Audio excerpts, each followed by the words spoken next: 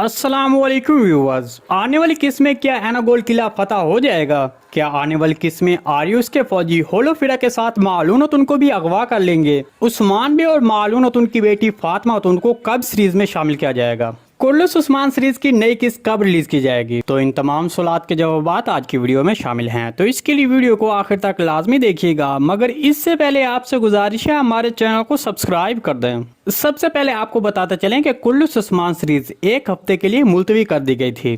दूसरे लफ्जों में सीरीज की नई किस्त जो कि 4 मई को नशर होनी थी, अब वो 11 मई बरोज बुध को नशर की जाएगी। इसके अलावा सीजन का इख्तिताम मुमकिन तौर पर 97 किस्त से लेकर 100 किस्त पर होगा। चूंकि सीरीज का दूसरा सीजन 36 सात पर मुश्तमिल था, इसलिए ज्यादातर इम्कान है कि तीसरा सीजन ज्यादा से ज्यादा 36 सात तक चल सकता है। तो इस तरह अब सीरीज का तीसरा सीजन 100 सात पर चल सकता है। उस्मान बे और मालून अतुन की बेटी के बारे में कहा जा रहा है कि फिलहाल इसको सीरीज में एक छोटे किरदार के तौर पर शामिल किया जाएगा।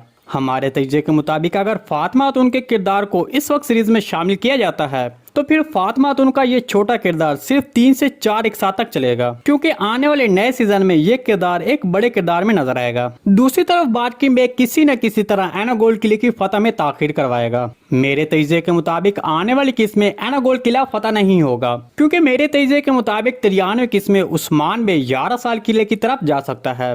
मतलब ये हो सकता है कि जैसे उस्मान बे ने ब्लीजी किले को फतह किया था, उसी तरह उस्मान बे 11 साल किले को भी फतह कर सकता है। इसके अलावा मेरे ख्याल में बार्किन बे की मौत एनागोल किले की फतह के दौरान होगी। आपको इसके बारे में क्या लगता है? कमेंट सेक्शन में लाजमी बताइएगा। दूसरी तरफ अगर आर्यूस के फौजियों की बात करें तो जैसा कि हमने आपको अपने गुज़िश्ता तैज़िया वीडियो में बताया था कि मालून अतुन इस मामले को संभाल लेगी, क्योंकि सीरीज में बार बार बच्चों को अगवा किया जाना और उस्मान बे का बार बार बच्चों को आजाद करवाना उसके मकासद में देरी करवा देता है। तो जबकि अब उस्मान बे एनागोल किले के मुहासरे पर हैं, तो इसलिए अब इस किस्म का कोई भी मामला होता है तो मालून अतुन इस बार इस मामले को संभालेगी।